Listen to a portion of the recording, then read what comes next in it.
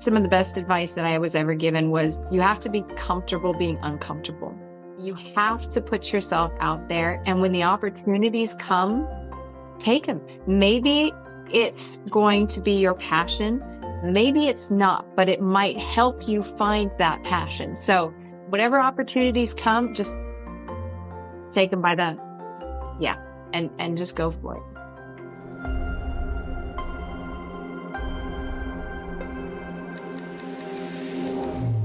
Life Reimagined with Stacey Ray. Before we set sail, don't forget to like, subscribe, share, and follow us so you never miss an episode of Life Reimagined. Today, I have the absolute honor of sitting down with someone who is nothing short of legendary, Captain Kate McCue. You may know her as the first American woman to captain a mega cruise ship, but she's also a total trailblazer, a social media superstar, and a fierce advocate for women in leadership. So grab your coffee or maybe a pina colada if you're in a cruise state of mind, and let's get ready for this conversation. It's bold, inspiring, and full of heart. Hello, Captain Kate McCue. Well, hello to you. It is so nice to have this opportunity to chat with you. I'm a fan, obviously. So I have cruised all over the place around the world. But when I heard that you were the first American woman to captain a megaship, I was so blown away. You and me both. Yeah, I imagine. So it's funny because I know that you said you want to be a cruise director. I've heard that. Yeah. And was it your dad that said you can captain the ship if you want to? You can do anything. Yeah. We had actually gone on a 4-day cruise. It was the first big family holiday we've ever taken. And we were Right. packing the car to drive home. And I said to my dad, I know exactly what I want to do when I grow up. And he said, what's that? Yeah. I said, the person that plans all the fun stuff on board. And Dad's like, the cruise Yeah. director? I said, yeah. He said, you can do anything you want in the world, including drive the thing. And that was honestly the seed that was planted that kind of propelled this whole career path. So you were literally, and you did something that I have so much respect for, because it's funny because I'm always telling, my daughter and younger people, I'm like, what is it with some of these younger generations? They think they come out of college and now they should be CEO of a Fortune 500 company. Like, in my day, you had to work your way up. We would always say it is a marathon. It's not a sprint. And honestly, Right. anything worth having takes time, effort, and perseverance. It's not Yeah. that given. So yeah, we try to convey that message as well. So as you were working your way through the different positions within the cruise ship industry, Hmm. and you went all the way up to first mate, is that right? I started as an apprentice officer, then third officer, second officer, first officer deck, first officer navigation, first officer safety, chief officer safety, and staff captain before I made it to captain. Just a couple of steps in there. Yeah. So I'm really a little obsessed with gender equality in the jobs. And a lot of that has to do not only with my own Mm. experiences in the work field, but also watching other women, listening to other women Mm. in what is traditionally a male-dominated field. What is the response Mm. to you? And I don't think it's just a question, okay, what did everybody think when you made captain? How did they treat you? I think it's like the entire journey. Yeah, I love this Is question.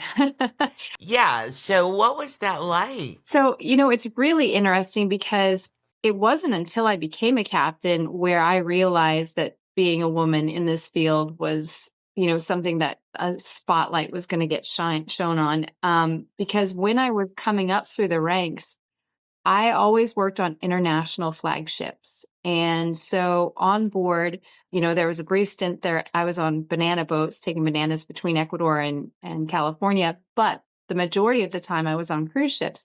And with such an international crew, I remember standing on stage the first time that I addressed 950 crew members on my first ship as captain. And that's where it really hit me that we were all a different race, religion, cultural background, sexual orientation, gender.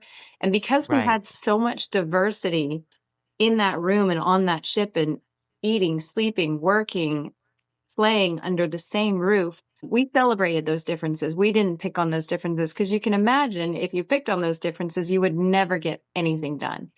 And No. so to be in such a diverse environment is honestly the secret to my success because it was never, oh, Kate, she's a woman or she's a this or Right. that.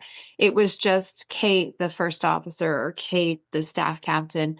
And then when I was promoted to captain and that spotlight came, honestly, it was overwhelming because I was coming into a brand new company. I had just switched companies and came in as a captain.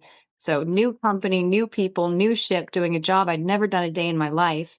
With this external spotlight of, can you do interviews because you are a woman in this position? And I wasn't the Right. first. I was the fifth female captain on mega cruise ships, the first American. And honestly, I didn't think anybody would care. Because that's how my whole career had gone. It was a goal that I had set for myself, but then, this interest came and people would ask all the time, tell us the horror stories of you coming up through Right. the ranks. And I kind of loved to, surprise them that I didn't have these horror stories. I put in the same time that my peers put in order to Right. get and to the place that I got. And honestly, that was the hardest part is the time to put in, but Yeah. no obstacles because of my gender, and that's because I worked in such a diverse environment. Well, now I find that such an amazing perspective. When I've spoken to other women about their career path and their Mhm. trajectory into a male dominated field, they do tend to have some horror stories Mm, or where there's resentment and things like that. So you just proved to me that DEI programs actually work. absolutely. If I had been sailing on a US flagship, which is all Yeah. American officers, I would have been, kind of on the same playing field. I would have been an American. I Right. would have been, whatever position I was. And I honestly believe I would have had a harder time when it was in that environment. So that's, that's why I'm pretty blessed to be where I was. As many times as I've cruised, and it's funny, I literally just came back from two. Late last night, I got back No from kidding. Greenland. Yeah, I Oh, was on a expedition cruise in Greenland. It was amazing. But right before that, like I literally had a 3 or 4 day hiatus coming back from French Polynesia. And so I loved them both, completely different types of cruises. But the one thing that I think I love about cruising is the diversity absolutely. of everyone on the ship. I love meeting the crew. A really cool time to be on board the ship is during the holidays, in particular December, because not everyone's going to celebrate Christmas, Kwanzaa, Hanukkah, but they do. I would say the majority of, we had 75 different nationalities on the last ship, and the majority do something in December. And so bringing those Yeah. cultures on board, whether it's, what they're making in the crew mess because they're going to do some local specialties Yeah. or the customs that they have, it's a really special time to be on board.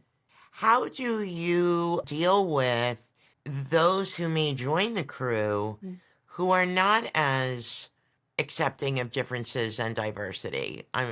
I would imagine that you've run into that. That's I can be honest, and those folks don't last very long. And it does take a special person to go to sea and have a career at sea. And Yes. it's not for everyone, and that's fine. Mm-hmm. But you figure it out pretty quickly once you get on board. Even when I was a cadet, we went on our first training cruise during the summertime, and we lost about 20% of our class because they figured, this is not for me.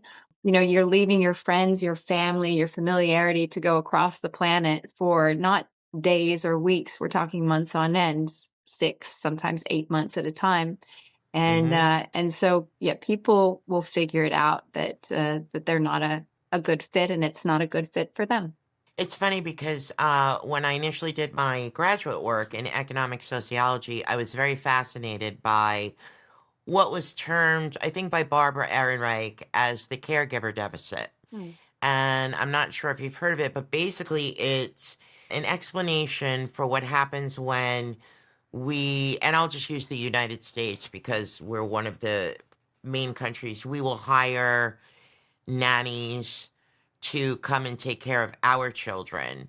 And those nannies are leaving their children Mm. under the care of someone else. And so I used to recognize that also in the cruise industry, that on these contracts that were, 6 months, 7 months, 8 months, however long, Mm. and you would have these parents who were working to support their family Mhm. and relied on their income and the gratuities and what have you to send back, but they also don't see their children or their families Yeah. for so long.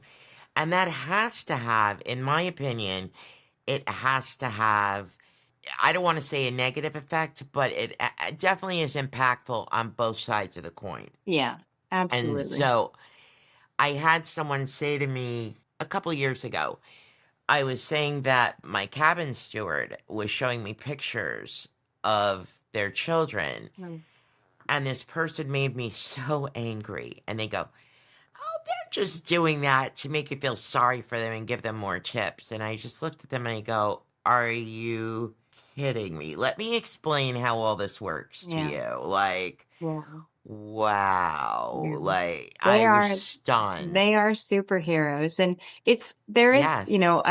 you can have couples on board the same ship. As long as it's not a direct report, Right. all of the companies that I've worked for were very pro family on board. I had a Yeah. bosun whose sailor was his son.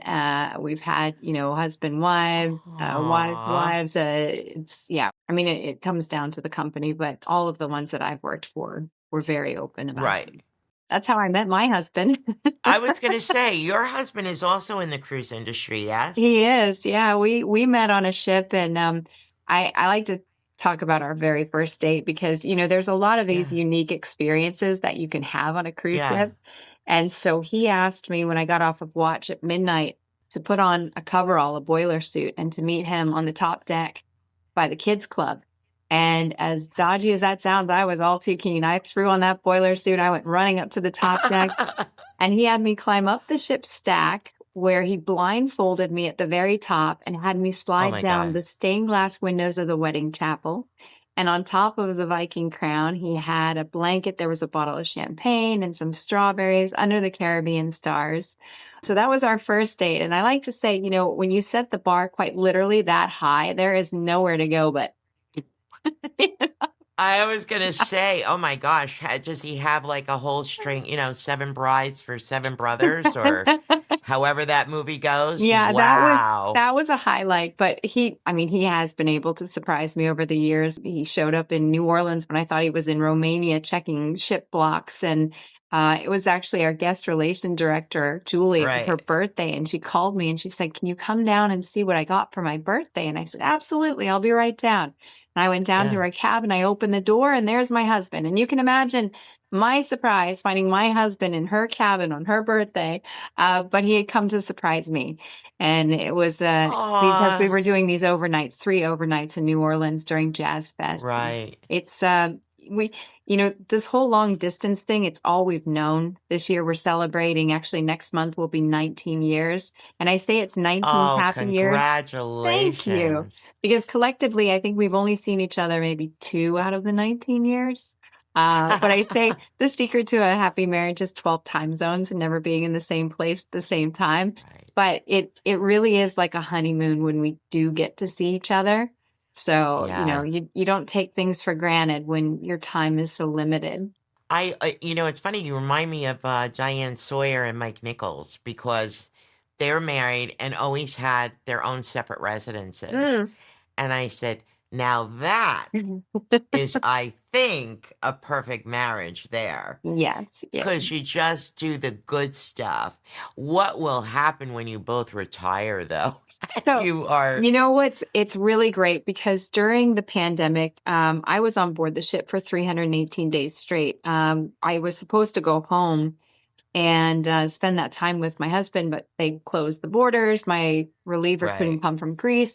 So my husband was on his own. And then he kind of kicked off this whole home improvement extravaganza. And so when I got to see him at home, where he didn't have to worry about a job, I was on vacation. Obviously, I didn't have to worry about a job, and he just had projects. That's the person that I'm going to end up with when we retire. And Yeah. I had never fallen more in love with him than during that period. So I think we're going to be okay. I have really high hope. We're finishing building our retirement home in Croatia, so we're just going to take it easy and enjoy, kind of make up for lost time. Yes. How amazing is that? Yeah. Speaking of retirement, is there a expected longevity as a ship captain? There is no mandatory retirement age. I have sailed with captains in their 70s.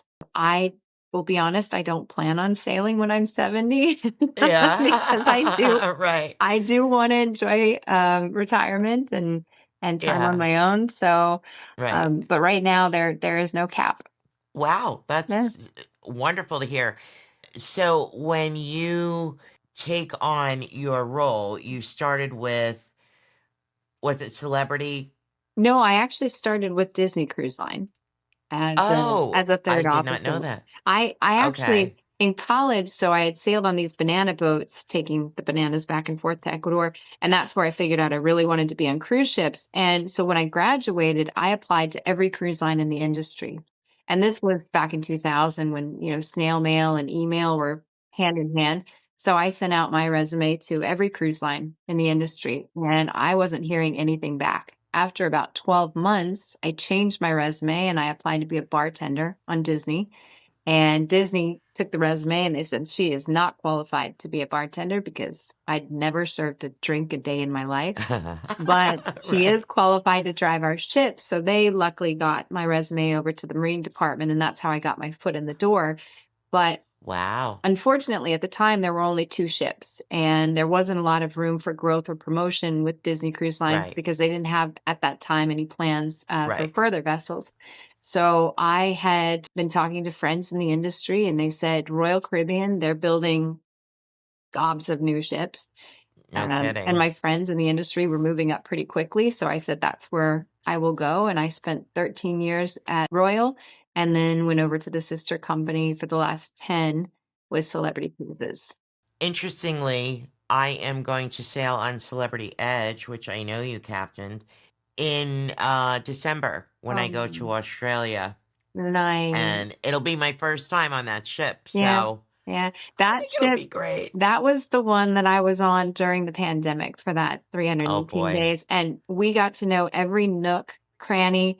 And to be honest, if I went back on Edge, I think it would be an emotional roller coaster Probably. because we got to do some things that we never had the opportunity to do in service. We threw a wedding for 2 of our crew members, and the morning of the wedding, Oh, the bride's father was the executive chef on another ship, but that was anchored close to us. So we put the tenders in the water the morning of the wedding, picked up her dad, brought him on board, and we had her blindfolded walking down the back of Eden.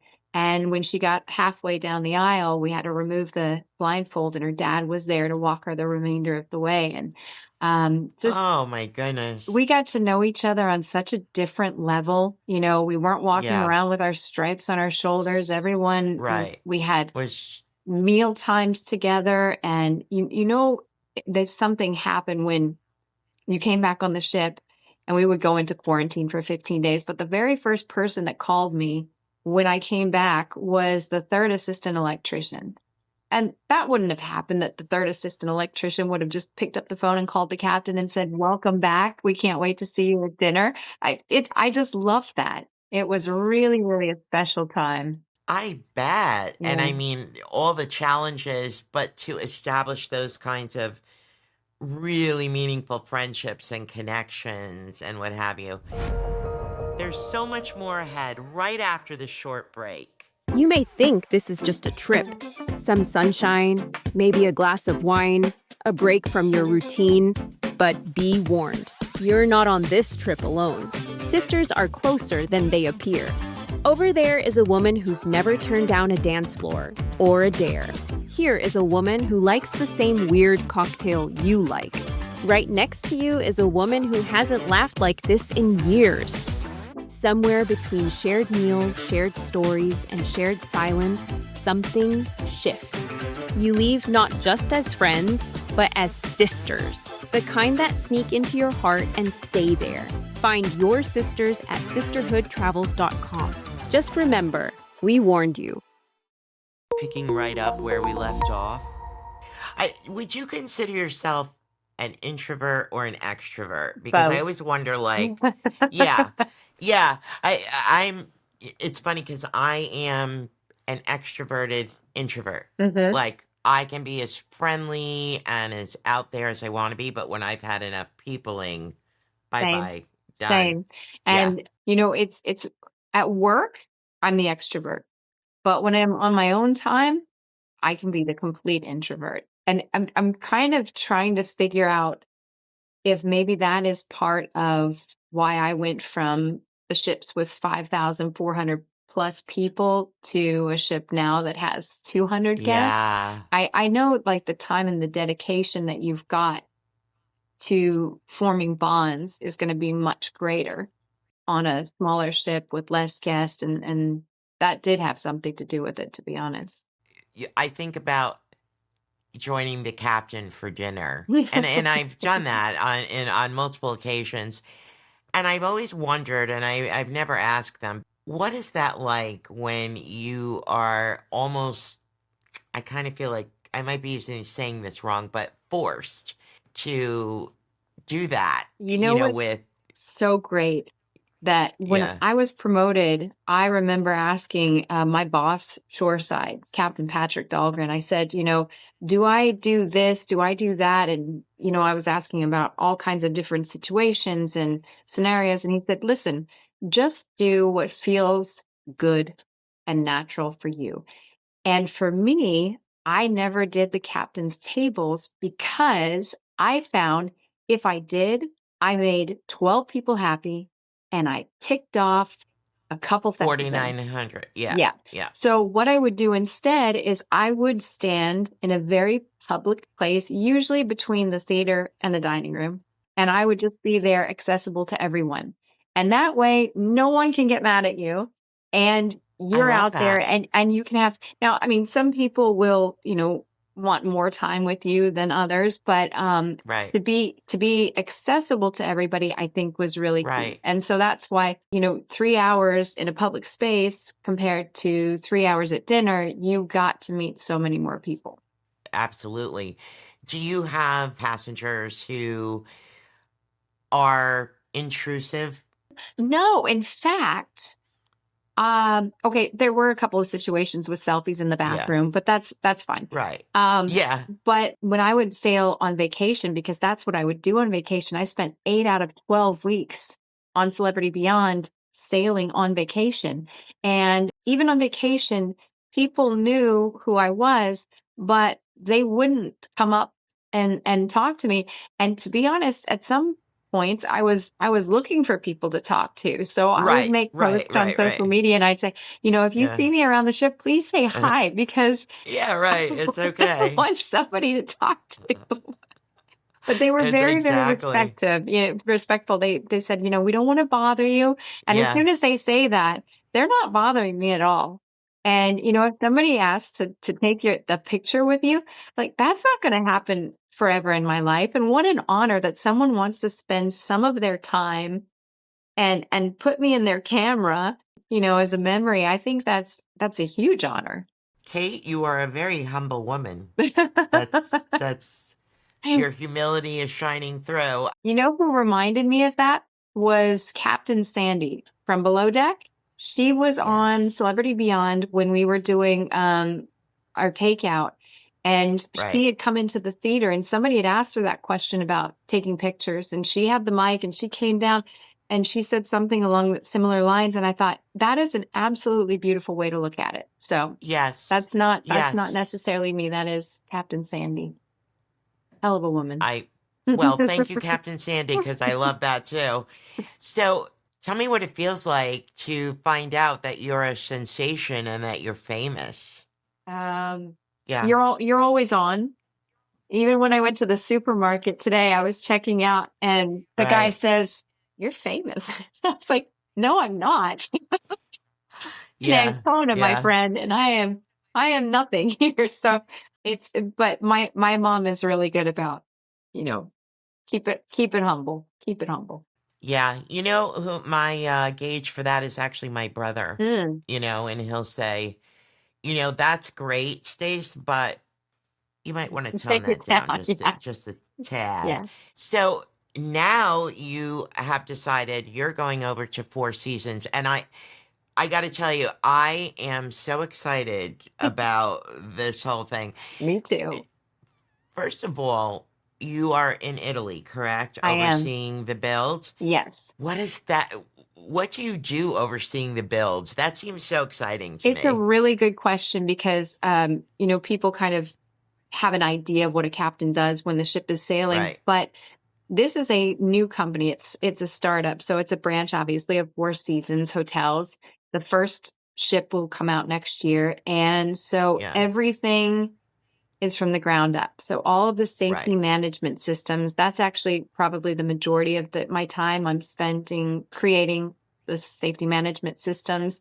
So all of the right. policies, all of the procedures. We have the interviews for our crew, the inspections of the vessel. We just came out of dry dock and got to take her out and get to see her bottom up and Yeah. get to go along on those inspections as well. The dream is coming true. I wanted to be on board when we shifted the ship from the dry dock over to where we're going to do our outfitting. And there's a lot of rules and regulations. We don't own the ship right now. The shipyard owns the ship. So who can be on board and who can't when the vessel shifts from one place to another. But they said, go, go, go, go, go. So just as they were pulling the gangway before the crane took it off, I made it.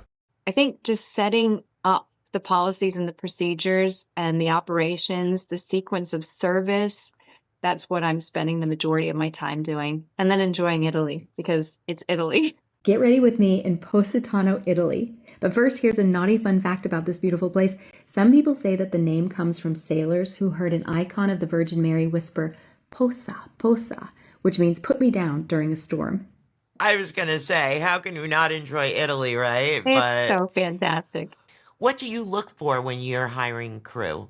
So we are looking for the technical knowledge, obviously, but then the personality. I think if you lined people up and they have the same technical ability, obviously you're going to go with the person who you think the personality will fit. Not just with me, I mean, obviously with the team. Right. And But with the and so team. building around that, my reliever, Captain Duncan, he came from Ritz-Carlton, so he has experience on a similar product. A similar, yeah, Yeah, so we yeah, are relying on each other. I'm bringing the big ship knowledge. He's bringing the small yacht type experience, and we're kind of using that to find people that are a mix of those two as well. yes, People that have experience who may have sailed on big ships before and then gone small or right. small craft experience, that kind of thing for the Marine team anyway. The hotel team, we have the general manager. He actually lives right next door. Mm-hmm. And Oh, and they're going through their hiring process, but again, looking for people who understand the ethos of Four Seasons. One of the real reasons that I wanted to come over was because Four Seasons is based on the golden rule, do unto others as you would have done to yourself. And so we're looking for people who, embrace that mentality. yes, yes. I think it's really interesting also that I think they're going to change the face of small ship cruising a little bit because it's not going to be that all-inclusive experience. It's kind of like a floating Four Seasons It resort is. It is. in the sense that you can choose where you want to dine, but you will also be paying for where you dine. Yeah, it's getting exactly what you want. Yeah, it's creating a bespoke vacation rather than, you've got the buffet and this is what you're gonna have, take it or leave it. Exactly. So we're Exactly. really excited to see that model in operation. Well, I don't think there's going to be an issue. I actually went on Four Seasons because I was like, well, I wonder what kind of itinerary I'd love to try out the ship. Mm. And waitlisted. I don't know that there's going to be an issue filling your ship because are there plans beyond Four Seasons 1 to Yes. do a Four Seasons 2? Oh, Four okay. Seasons 2 has already been signed for, so that we'll start Oh, building. She should be coming out in 2027. So okay. yes, yeah. So primarily, where will you be sailing? Or will you do like a repositioning at a certain point and move somewhere else? Or We will split the time for 2026. It's between the Mediterranean and the Caribbean. The Mediterranean is a little bit of the longer season than the Caribbean. yes. But the key thing is we're not going to the big ship ports. We're going to basically where you find marinas, yacht marinas. Yes. And we can Like St. Bart's. exactly. And we can get into, areas that the big ships can't, but not only the ship itself, we have limo tenders, we have beach landers, we have the marina day where we open up the side of the ship and we've got buku toys. I mean, Yes. it's actually insane the amount. And when I say toys, I mean, I don't know if I can actually say what they are. I don't know if they've been released or not, but it's going to be an incredible day for people and they don't have to go anywhere. It's right there on the ship. Even the pool, the jellyfish protected pool. Yes. Because you probably know this. I have Sisterhood Travels where I created that company after my husband died. So because I knew, even for myself, my husband and I had traveled the world. I had nobody to travel with. And I said, there's got to be other women out there. Yeah. Long story short, and fast forward a couple of years, that's the kind of experience that our clients would love. So I'll definitely be reaching out to the groups department, but that marina, the water sports marina and the thermal pool and all of that. The pool that we have, actually the design of the yacht is based off of the Christina O. Like the OG of luxury yachts, Onassis and Jackie Kennedy. I mean, if you're going back. So when you look at her lines, that's the vessel that she's based off of. And our pool with the mosaics and things, that's going to be such a killer place for people to be. Right. I think that's going to be one of the most popular places on board. Absolutely. Do you expect you'll get a lot of children and families? It depends on the time of the year. And this was the same on the big ships during the summertime and everyone's on vacation, you're going to get more kid counts. So we do have kids areas. We have the kids and the teens areas if we do have kids on board. But it'll depend on the length of the itinerary, where we are in the world and the time of year. So for you, with all the sailing that you have done, do you have favorite places that you visited that you could just go back over and over and over? Oh, yeah. Or do they get tiresome after a while? No. It's funny because we would meet people on the ship, especially in the Caribbean. You'd go down for a coffee and you'd see them sitting there and you'd ask, are you going ashore today? And they'd say, no, I've been here a million times. I can still find stuff.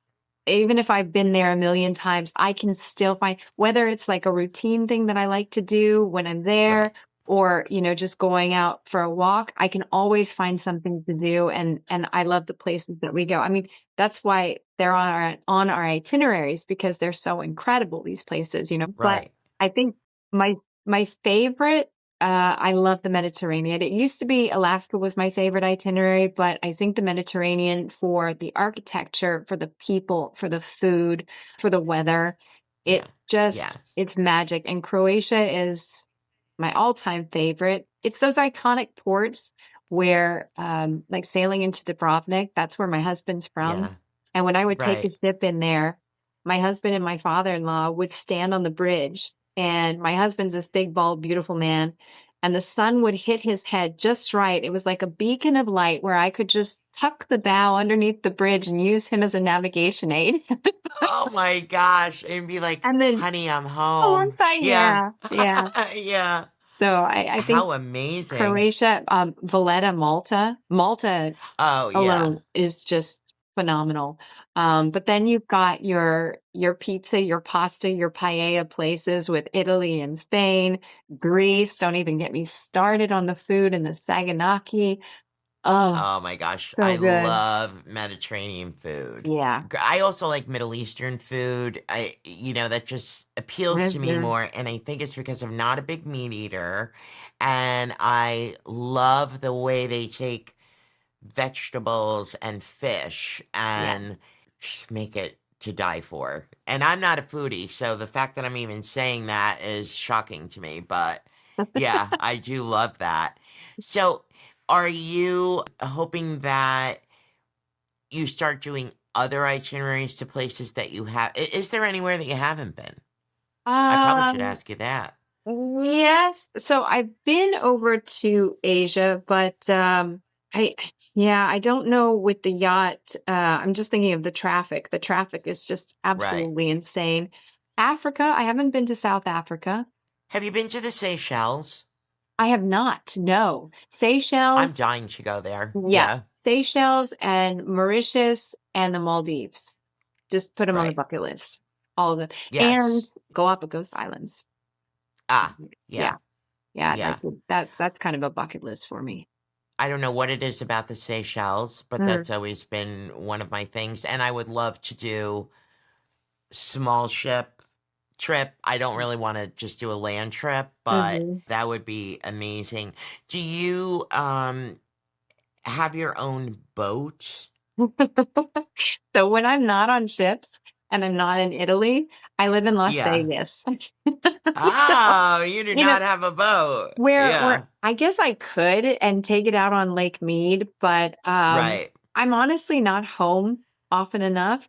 But the Right. house that we have that we're finishing up in Croatia, we will definitely Yeah. have a boat to do the island Yes. hopping and go fishing. Yeah. Yes. Yeah. Yes. My parents met in Ethiopia in the Peace Corps, and so I would love Oh, to go and see where they were, see how much things have changed or not. I talk to my mom yeah. every single That's day. what a good daughter you are. That's great. Do they sail with you? So they haven't been in the best health over the last couple of years, and honestly, that was one Oh, of the biggest regrets that I had that they couldn't come when I took Celebrity Beyond out because the whole reason, I went to sea was because my dad put that in my brain and for him right. to see his daughter take delivery of a ship would Right. be a big deal. But my brother came instead.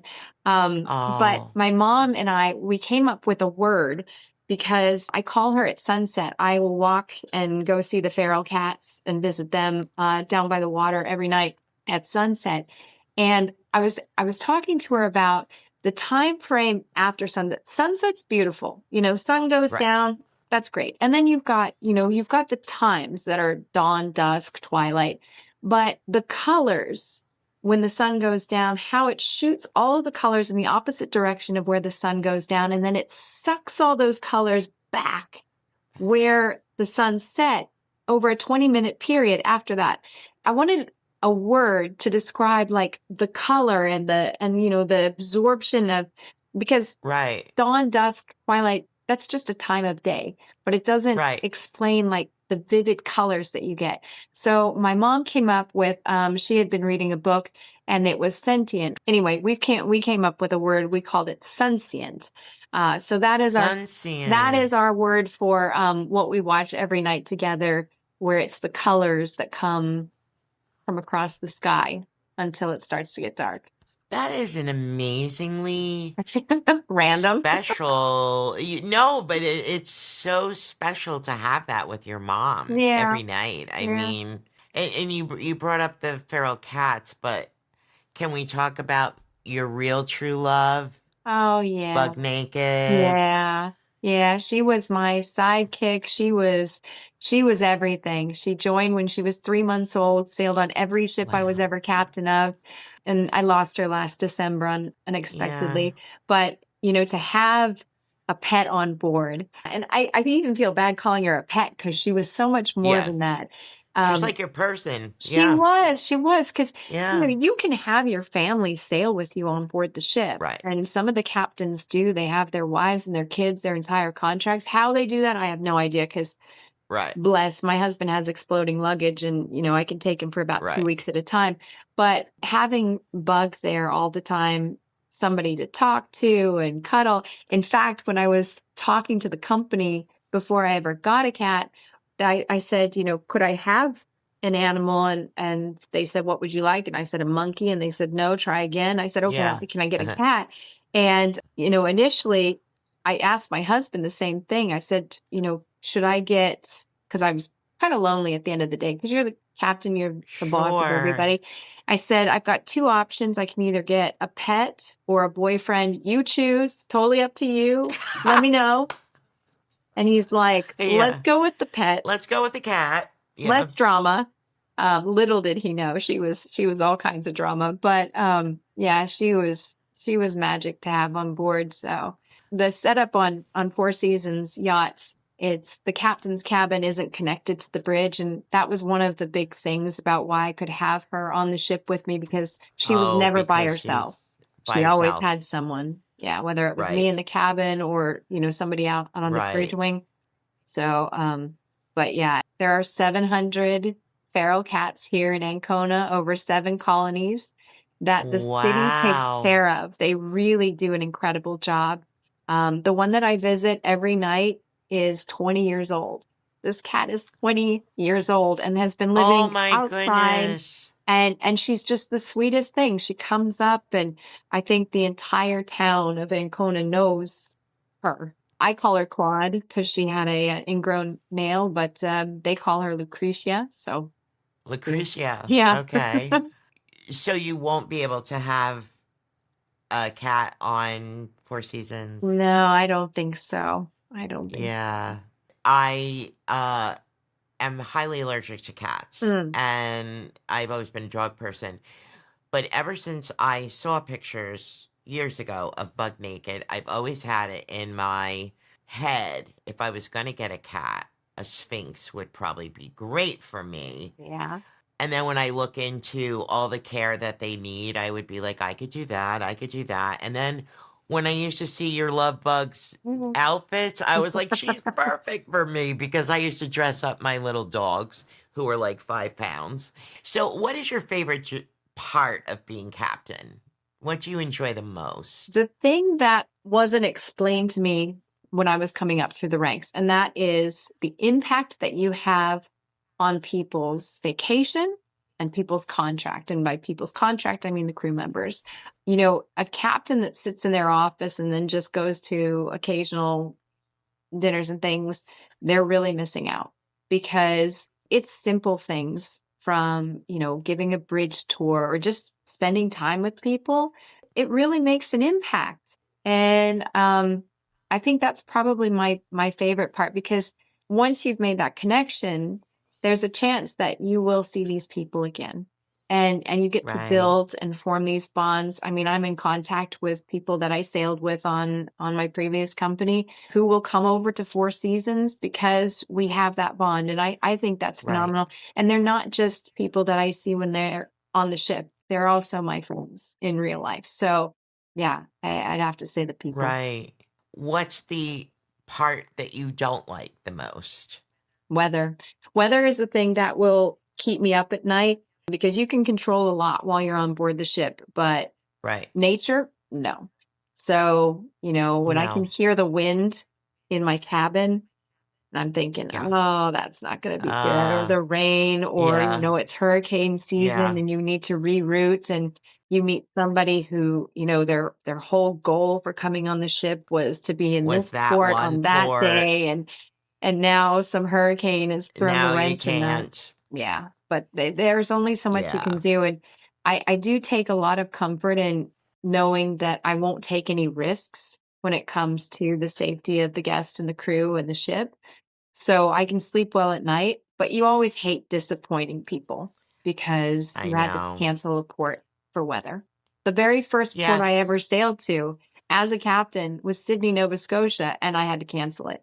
There were 40 to 50 knot winds, and you go through a narrow channel, you swing, 180 degrees, and then we call it the toaster. The ship is the toast, and you have to slot that toast into the toaster. You have a few meters forward and aft, and no tugboats available. I said, no, you Right. can't go in. And that night at the buffet, I met this woman who was 85, and Oh.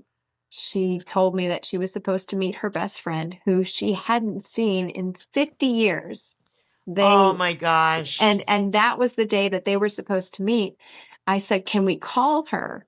And, so you can talk to her from the ship." And she said, "No, she doesn't. She doesn't have a cell phone." And I felt awful about that. But Yeah.